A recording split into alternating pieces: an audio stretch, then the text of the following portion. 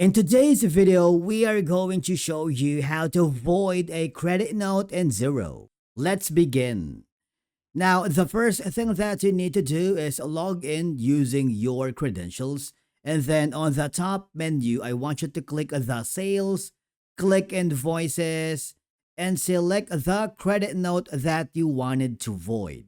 For example, I'm choosing this one. Whether you created a credit note by mistake, maybe entered the wrong amount, or you simply need to cancel it, all I have to do is super simple. Go to the top right corner where you can see the three dots icon. There should be an option for you to void.